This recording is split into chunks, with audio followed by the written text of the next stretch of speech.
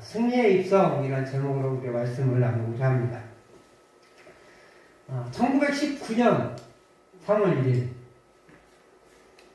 혹시 예측이 되시나요? 네, 종로의 태화관이라는 곳과 탑골공원에서 민족대표 33인 중 29위 그리고 수많은 인파가 몰려서 대한독립 만세를 외쳤던 그 날입니다. 이 사람들은 아무도 모르게 이 모임을 준비했습니다. 그러니까 일본의 눈을 피해서 9년 동안 시달려왔던 그 일본의 그 통제를 벗어나기 위한 노력의 일환으로 먼저 일본에서 2월 8일 날 먼저 독립선언을 기습적으로 외쳤었고요. 그것을 영향을 받아서 3월 1일 날 모였는데 원래는 3월 3일 날 하려고 했대요. 근데 전단지가 발각이 된 거예요. 근데 그 전단지를 본 사람이 그 친일파 경관이었는데 그 사람이 신고를 안 했다고 하더라고요. 어쨌든 그것 때문에 이틀을 당겨서 3월 1일 원래는 2시에 하려고 했는데 계속 일이 꼬여서 3시에 우리 3.1절 노래운동 김민현 3월 1일 정오라고 했는데 실제로는 아마 정오부터 모이기 시작해서 3월 3시에 오후 3시에 대한독립 만세를 외치기 시작했습니다. 준비하는 과정에서 일본에게 들키지 않기 위해서 굉장히 은밀하게 전단지 그 독립선언을 작성하고요. 그리고 독립선언을 인쇄했습니다. 근데 중간에 한번 걸려가지고 발각돼서 노출될 줄 알았는데 이 친일파가 양심은 있었나 봐요. 그것을 공개하지 않은 거예요. 자기만 봤으니까 공개하지 않고 자기는 침묵했었던 상황 때문에 다행히도 그 어려움을 넘어서서 3월 1일에 사람들이 모여들기 시작했어요. 그런데 때마침 그해 그 여간에 고종 황제가 죽습니다. 3월 3일에 고종 황제 장례식이 있어서 많은 사람들이 몰려와요. 더더군다나 고종 황제는 그 일본에 의해서 암살되었다라는 소문이 이제 파다하게 퍼졌었어요. 그러니까 이제 사람들이 더 많이 몰려왔고 몰려온 사람들이 이 3.1운동에 또 참여해서 대규모 운동으로 퍼져갔습니다. 그렇게 돼서 사람들이 전국 각지로 퍼져갔는데 우리가 잘 알던 유관순 누나 아시죠?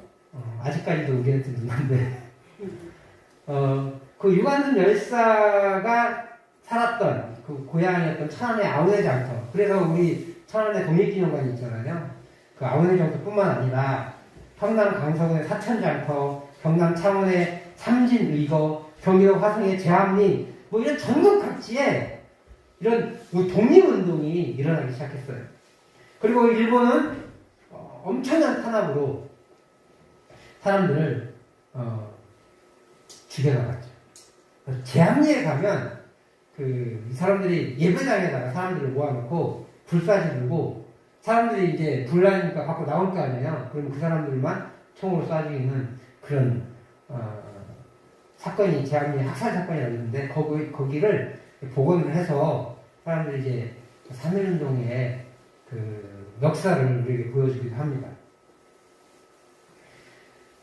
전국 각지에서 운동들이 벌쳐졌고 또 그렇게 크게 3.1운동을 펼쳐나갔지만 사실은 준비 과정은 굉장히 은밀했습니다. 중간에 발각될 위험도 있었지만 다행히 그 사람이 일본의 그 경시청에 고발하지 않고 있었기에 그렇게 3.1운동이 일어날 수 있었고 전국적으로 마치 가뭄에 이 산불이 거대하게 번져나가듯이 큰 불이 번져나가듯이 그 3.1운동이라는 불꽃이 전국으로 퍼져나갔습니다. 예수님의 사역도 이와 비슷한 것 같아요. 예수님은 처음에는 은밀히 움직입니다. 그런데 너무나 탁월하신 예수님 믿는 것을 깨달으니까 사람들이 계속 몰려왔는데 몰려올 때마다 예수님은 제자들, 무리들을 선동하지 않고 피하세요. 그들이 불쌍해서 먹을 것도 주시고 병도 고쳐주시고 하시지만 정작 사람들이 너무 많이 몰려오면 피하고요. 또 하나님 나라의 삶은 병이 없는 곳이다라는 걸 가르쳐주기 위해서 병자들을 많이 고치시거든요. 병자들을 고치면서도 뭐라고 하시냐면 처음에는 이것을 다른 사람에게 알리지 말라고 경고하세요. 물론 그들이 말을 안 들어요. 말을 안 듣고 다 동네방네 소문을 나고 다닙니다. 근데 왜 그랬겠어요? 나한테는 너무 감격적이잖아요. 그 사람들이 너 어제까지는 아팠는데 그냥 감기가 아니라 눈에 보이지 않는 코로나가 아니라 뭐 맹인이라든지 아니면 문무병, 나병이라든지 아니면 뭐 안진병이라든지 이런 눈에 보이는 환자들이었거든요. 그 사람들이 어느 날 갑자기 정상으로 돌아오니까 뭐라고 얘기했어? 너 왜 그래? 어떻게 됐어? 이렇게 물어보겠죠. 자랑을 안 할 수가 없는 거죠. 그러니까 예수님의 소문이 점점 퍼져나갔고 그것이 누구에게 위협이 됐어요? 종교 지도자들에게 위협이 된 겁니다.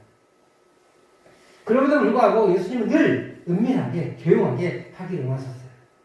그런데 오늘 본문은 반대예요. 모든 사람들에게 공개적으로 그리고 소란스러울 정도로 요란하게 예루살렘에 들어갑니다. 보통은 늘 적은 무리 12명의 제자들과만 움직였던 예수님인데 많은 사람들이 몰려왔고 거기에 또 종려가지고 흔들고 호산나 다윗의 자손 찬송하리로다 라고 노래를 부르면서 사람들이 길 바닥에는 겉옷을 깔아서 마치 레드카펫을 만들어주는 그래서 온 사람들이 소동하는 예루살렘에 온 사람들이 소동하는 그런 일들이 벌어졌어요. 왜 그러셨을까? 바로 하나님의 때가 되었기 때문입니다. 그리고 이 사람들에게는 어떤 의미일까? 어떤 사람들은 환영을 했는데 어떤 사람들은 불안한 이 일이 왜 생겨났을까? 사실 예수님의 이 예루살렘 입성은 고대의 그 전쟁에 승리하고 돌아오는 그 군인들의 그 입성과 같아요. 그래서 오늘 제목이 승리의 입성이잖아요. 이 승리의 입성을 하신 것 같습니다. 예수님은 십자가에 달리시기 위해 6월절에 맞춰서 예루살렘 성에 들어가십니다. 이 예루살렘 입성은 예수님 자신이 유대인의 왕으로 오셨다는 것을 드러내는 거예요. 그런데요, 이 안식일이 끝난 첫날인데, 이 날이 이제, 오늘날은 이제 주일이겠죠. 오늘날 주일에 예루살렘에 들어가시는 거예요. 근데 사실 예수님이 지금 예루살렘에 들어가시는 건 돌아가시기 위해서, 죽기 위해서 들어가시는 거거든요. 근데 예루살렘 입성하는 모습을 승리를 상징한다라고 말해요. 그것이 왜 있냐? 먼저는 눈에 보이는 사건이에요. 백성들이 겉옷을 바닥에 깝니다. 그리고 종려나무 가지고 흔들어요. 그리고 또 겉옷이 한계가 있잖아요. 그러니까 그 다음에 어떻게 하냐면 종려 가지를 꺾어다가 바닥에 이렇게 쭉 놓는 거예요. 그래서 우리가 종려주일이라고 불러요. 종려나무 가지는 야자수 같은 거예요. 우리가 흔히 보는 야자수 같은 거. 근데 이 노랗게 있는 과일이라고 합니다. 이 나무는 승리, 번성, 기쁨을 상징해요. 그러니까 종려가지를 흔들었다는 것은 전쟁에서의 승리를 얘기하는 거예요. 그리고 백성의 기쁨을 이야기하는 거예요. 그러니까 백성들은 지금 예수님이 예루살렘에 입성하시는데 예수님의 그 입성이 승리입니다 라고 노래하고 있는 거예요. 재밌는 것은 이 사람들의 행동이 자신이 무슨 의미인지 잘 몰랐을 확률이 굉장히 높아요. 누가 시작했는지 알 수 없지만 그 사람들은 그렇게 다 따라 한 거예요. 두 번째로 종려가 나무 가지를 깔고 그 다음에 거기에 또 자기의 겉옷을 벗어서 깔았다고 하잖아요. 우리처럼 이런 겉옷이 아니라 그 판초우기 있죠. 그런 것처럼 이렇게 거적대기 쉽게 말하면 그걸 깔아준 거예요. 요즘 말로 표현하면 레드카펫이에요. 레드카펫. 왕의 입성. 사실 레드카펫 요즘 연예인들이 많이 까는데 정확하게는 연예인들이 까는 게 아니에요. 대통령이나 왕이 왔을 때 까는 거예요. 그걸 이제 규제가 없어서 옛날 같으면 그 연예인들, 광대들이 까는 걸 못하게 했을 때, 법을 못하게 했을 텐데 지금은 그런 규제가 없으니까 이 연예인들의 그 위상도 높아졌고 그리고 이것이 굉장히 축제이다라고 하기 위해서 레드카펫을 깔아놓는데 사실은 임금님만 쓸 수 있는 거가 레드카펫이에요. 백성들은 이 레드카펫을 쓸 수가 없습니다. 그런데 이 레드카펫처럼 왕이나 개선장군이 들어갈 때 이 승리의 행진을 상징하기 위해서 이 카페트를 깔아놓은 거거든요. 근데 좋은 카페트가 없으니까 자기들의 거룩과 종려 가진 나무 가지를 깔아서 땅에 닿지 않도록 만들어주고 있는 거예요. 이 종려나무 가지를 흔들고 또 겉옷을 바닥에 까는 것은 이 개선장군의 환영식에나 나올 법한 그런 승리의 입장을 보여주는 거예요. 그런 측면에서 이 종려나무 가지를 깔고 꺾어 깔고 흔드는 모습을 기념해서 우리가 종려주의라고 부르고요. 옛날에 고난주의라고 그랬죠. 그죠? 근데 승리의 입성이기 때문에 고난이라는 표현을 쓰지 않고 지금 이제 종려주의라고 표현을 해요. 그리고 이제 그 종려주의의 의미는 승리이다라는 걸 표현하고 있습니다. 왜 승리이겠어요? 진정한 승리가 앞두고 있기 때문에 지금 죽으러 가시는 길이지만 승리를 미리 맛보게 하시는 거예요. 그런데 예수님의 입성은 좀 초라합니다. 백성들이 많이 동원됐어요. 수많은 무리들이 동원됐지만 이 흑마나 백마를 타야 개선장군 입성이 되는데 나귀를 탔어요. 그것도 어린 나귀. 오늘 성경은 어미 나귀와 어린 나귀 두 마리가 표현되어 있지만 예수님은 그 중에 어린 나귀를 탔어요. 아마도 이 어미 나귀를 같이 동행한 건 나귀가 너무 어리니까 어미가 없으면 울고 불고 난리칠까봐 이 어린 나귀의 안정감을 위해서 이 어미 나귀가 동행된 것 같아요. 다른 복음서에는 어미 나귀에 대한 이야기가 없어요. 마태만이 이렇게 좀 자세하게 기록하고 있거든요. 크고 잘생긴 흑마나 백마를 타지 않고 초라하고 어린 나귀를 타셨습니다. 승리의 입성이라고 하기에는 맞지 않습니다. 그것도 미숙한 어린 나귀. 심지어 엄마 나귀가 없으면 불안해해서 어떻게 자기의 역할들을 감당하지 못할 정도로 그런 미숙한 어린 나귀를 타신 예수님. 왕의 입성, 승리의 입성과는 개선장군의 입성과는 관계가 없는 그렇게 관계가 먼 것처럼 보인다는 것입니다. 그렇게 예수님은 요란함과 초라함을 동시에 가시며 예루살렘에 들어가셨습니다. 가장 위대하시지만 그리고 궁극적으로는 승리하실 것이지만 가장 천한 자리에 오셨고 가장 비참한 죽음의 자리로 가십니다. 왜 그랬을까요? 바로 예수님은 평화의 왕으로 오셨기 때문에 그렇습니다. 로마 군대의 개선장군의 입성에 저는 말을 탔어요. 근데 하지만 인간인의 행보에서는 나귀를 탈 수밖에 없어요. 예수님은 개선장군의 의미를 감당해서 가지만 사람들에게서는 평민이었기 때문에 나귀를 타신 거예요. 이 말은 백성들이 예수님을 영접한 것은 전투적인 개선장군이 아니라 온유하고 평화로운 왕을 영접하는 것이었어요. 우리가 보기에는 초라하고 볼품없고 별거 없을지 모르지만 예수님은 구약 성경을 완성하는 것이기도 하지만 그 구약 성경에서 이야기하는 의미가 무엇이냐면 겸손의 왕이다 라는 것을 보여주기 위해서 나귀를 말씀하셨고 그렇기 때문에 주님은 나귀를 타신 거예요. 예수님은 하나님과 우리 사이에 평화를 이루기 위해서 이 땅에 오셨습니다.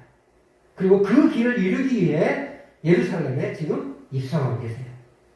나귀를 타심으로 그 길을 이루는 방법이 고난과 겸손이라는 걸 보여줘요. 승리를 취하는 방법이 힘과 과시를 통해서가 아니라 십자가라는 고난과 비참함을 통해서 이루어 나가시는 겁니다. 오늘 그 예수님이 예루살렘에 입성하십니다. 그리고 그것을 기념하기어 우리가 종려주의를 지키면서 예수님의 고난의 입성을 기억하는 겁니다. 그러니까 우리가 이제 종려주의를 지킨다는 것은 오늘 예수님의 십자가의 사명을 기억하며 평화의 왕이시오 겸손의 왕이신 예수님의 죽음을 기억하는 행위를 할 수 있습니다. 그런데 주님의 고난과 죽으심이 위대한 것은 사실인데 그 위대한 것은 그 자체로 의미가 있는 게 아니에요. 물론 다른 사람을 대신해서 죽는 거 어마어마한 거죠. 그러나 죽음으로 끝났다면 예수님의 죽음도 한낱 그냥 조금 좋은 죽음? 왜냐하면 다른 사람을 위해서 죽은 거니까 죄 없으신 상태에서 예수님의 죽음이 예수님의 고난이 의미 있어지는 것은 예수님이 부활하셨기 때문이에요. 다시 살아나셔서 그 고난의 의미를 완성하신 거예요. 어느 누구도 죽음을 이기지 못했습니다. 간혹 어떤 세상에 이런 일이 이런 거 보면 죽었다가 다시 살아나는 사람들이 있습니다. 제가 직접 겪으신 분의 이야기를 들은 적도 있는데요. 그 서울에서 사역할 때 어떤 사찰 집사님이 직접 겪으신 거예요. 어떤 분이 돌아가셔가지고, 친척분이 어떤 분이 돌아가셔서 그 시체 보관함에 넣었어요. 근데 거기서 이렇게 이런 소리가 나는 거예요. 깜짝 놀래가지고 문을 딱 열었는데 죽으신 분이 살아난 거예요. 재밌는 것은 원래 그 시체 보관하면요 영하 19도예요. 냉동실이거든요. 근데 그게 고향이 났대요. 그 집사님 그러시더라고요. 그리고 고장 안 났으면 이분 죽었을 거예요. 고장 나서 그분이 살았어요. 물론 그분이 진짜 안 죽었을지도 모르겠어요. 인간의 실수로 그랬을 수 있을지 모르겠어요. 하지만 죽었다가 무덤에서 이렇게 뚫고 나왔다는 그런 이야기들도 있습니다. 실제로 어떤 순간이든 그 숨이 끊어졌다가 다시 이어져서 며칠씩 됐다가 다시 이어져서 살아나는 사람들이 간혹 있어요. 그런데 간혹 죽었다가 다시 살아나는 사람이 있음에도 불구하고 그건 역시 기적임에도 불구하고 그럼에도 불구하고 그 사람들은 다시 다 죽었습니다. 그래서 우리는 그걸 부활이라고 하지 않고요. 굳이 구분해가지고 소생이라는 거예요. 소생. 그런데 예수님은 다시 죽지 않으셨어요. 죽음이 예수님을 죽어하지 못한 거죠. 우리 인간에게 가장 큰 무기는 뭐예요? 위협은 죽음이거든요. 우리 인간이 가장 두려워하는 것은 죽음이에요. 그 마지막 순간이 죽기를 작정합니다. 그런데 예수님은 다시 죽지 않아요. 주님의 죽으심이 의미 있는 건 그분이 다시 살아나셨기 때문에 그렇습니다. 죽음이 그분을 죽어나지 못했기 때문에 그렇습니다. 이게 굉장히 자신의 신학적인 깊은 의미가 있는 거예요. 죄가 없으시기에 예수님은 죽지 않으실 수 있거든요. 그래서 죽은 상태에서도 사람들이 굉장한 고통을 가해서 목숨이 일시로 끊어졌지만 죽음이 그를 주관하지 못하기 때문에 그분은 다시 살아나실 수밖에 없는 거예요. 하나님의 아들이기 때문에 살아나신 게 아니에요. 죄가 없으신 상태이시기 때문에 다시 살아나신 거예요. 그렇게 바로 죽음을 이기신 단 한 분이 예수님이시기에 우리가 예수님을 통해 우리도 죽음을 이길 수가 있습니다. 사랑하는 성도 여러분, 예수님의 지금까지의 사역은 비밀스러울 정도로 드러내시지 않으셨지만 이제는 공개적으로 그 일을 하십니다. 왜요? 하나님의 때가 되었기 때문에 그렇습니다. 예수님은 하나님의 때를 기다리셨습니다. 그 하나님의 때를 아는 것이 참 중요한 것 같습니다. 예수님 그 때를 아셨고 그것을 이제 슬슬 정리해가면서 제자들을 다독여가면서 예루살렘으로 들어가시는 거예요. 그리고 그때가 되면 예수님이 행동하셨던 것처럼 우리도 행동해야 됩니다. 우리 구미중앙교회에 하나님의 때가 임했을 줄 믿습니다. 그 하나님의 때에 우리에게 행동하기를 원하시는 그 행동들을 우리가 깨닫고 우리가 한마음이 되어서 그것을 향해 달려나가야 할 줄 믿습니다. 주님은 죽으시기 위해 예루살렘에 들어가십니다. 그러나 그 길은 실패의 길이 아니라 승리의 길입니다. 세상의 방식과는 전혀 다른 방식으로 주님의 사명을 가시기 위해 오늘 예루살렘 성으로 들어가십니다. 고난을 받기 위해, 죽으시기 위해 들어가십니다. 우리의 구원은 이 하나님의 아들의 자발적인 희생을 통해서 이루어졌습니다.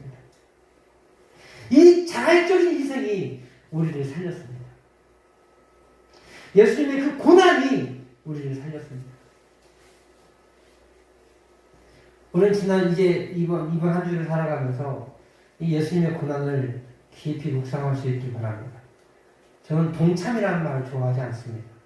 그래서 주님의 고난에 동참하십시오. 우리는 주님의 고난에 동참할 수가 없어요. 우리 죽어야 되는데. 우리 십자가에 달려야 주님의 고난에 동참하는 거 아니에요? 그러면서 어설프게 이렇게 금식하고 그럽니다. 네, 근데 그게 동참이 아닙니다. 묵상하는 거예요. 깊이 묵상하는 거예요. 깊이 생각하고 그러다 보니까 내가 좋아했던 것들을 좀 끊어보고 우리 주님만 생각해보는 거예요. 그래서 밥도 좀 굶어보고 그 시간에 주님을 더 생각해보는 거예요. 그런 의미에서 묵상이 맞는 말이지 동참이라는 말을 함부로 써가면서 난 텔레비전 안 보겠다. 난 이 시간 금식하겠다. 그 주님의 고난을 무시하는 행위입니다. 우리가 말 한마디도 참 조심하게 써야 될 필요가 있는 것 같아요. 물론 좋은 의미예요. 그러나 조금 더 조심스럽게 동참이라는 말보다는 감히 동참한다는 말보다는 주님의 고난을 묵상하면서 나에게 주신 은혜가 무엇일까? 또 내가 주님의 고난을 묵상하면서 내가 이번 한 주간 특별히 결심하고 싶은 게 무엇일까? 라는 고민을 좀 가져가 보면서 기도하면서 주님의 고난에 좀 더 깊이 체험할 수 있기를 부탁을 드립니다. 뿐만 아니라 이제 하나님의 때가 이르러자 우리 주님은 고난의 길을 가시잖아요. 우리 구미중앙교회도 하나님의 때를 기다리고 그 하나님의 때에 우리가 어떤 행동을 해야 될지 우리가 미리 준비해야 될 것입니다. 재밌는 것은요, 예수님이 예루살렘에 입성할 때 어떤 무리들은 호산나 다윗의 자손이여 찬송가지고 딱 하면서 이 겉옷을 벗어가지고 앞에 깔아주고 겉옷을 나귀에 올려서 그 나귀를 타게 하시고 그렇게 환영하고 환송했어요. 그런데 어떤 사람들은 뭐야 왜 이래 하면서 소동이 일어났어요. 무슨 차이일까요? 같은 예수님의 입성이지만 어떤 사람들은 환영하고 어떤 사람들은 소란을 일으켰어요. 내가 어떤 믿음을 가지고 내가 어떤 마음을 가지고 이 상황을 대처하느냐에 따라 달라진다는 거예요. 믿음은요 하나님의 은혜이지만 믿음에 대한 반응은 나의 자세예요. 하나님이 믿음을 주셨는데도 자꾸 꼬리 내리고 비실비실하게 가는 사람이 있는가 하면 하나님 주신 거에 그냥 10배, 20배로 순종하면서 충성을 다하는 사람이 있는 거예요. 내 자세에 따라서 환영하는 사람이 있기도 하고 소동하는 사람이 있기도 한 거예요. 그러나 어떤 위치에 있어도 하나님은 하나님께서 허락하신, 계획하신 그 일을 성취해 나가십니다. 우리 신도 마찬가지셨어요. 어떤 사람들은 환영하고 어떤 사람들은 소동했지만 하나님의 일을 완성해 나가십니다. 정묘주의를 맞이해서 예수님의 승리의 입성에 환영하는 성도들 되시길 주님을 축복합니다. 그리고 우리가 해야 할 하나님의 뜻을 깨닫고 그때가 되면 예수님처럼 하나님 나라를 위해서 움직이시는 우리 성도들 되시기를 주님을 축복합니다. 예수님의 십자가 사명, 그것은 이제 우리 구미중앙교회의 하나님 나라의 사명이 될 줄 믿습니다. 그 하나님 나라 사명을 깨닫고 우리가 이제 한 걸음 한 걸음 실천해 나가고 또 그렇게 모든 것들을 전파해 나갈 수 있는 우리 성도님들 되시길 지금 축복합니다. 우리 한 주간 고난 주간을 보내게 될 텐데요. 주님의 고난을 묵상하면서 주님의 고난과 죽음 그리고 부활이 나에게 어떤 것을 주었고 그 어떤 것을 주었는지 깨닫고 또 그 사랑을 온전히 누릴 수 있는 우리 모든 중앙교회 성도님들 되시기를 다시 한번 주님을 축복합니다.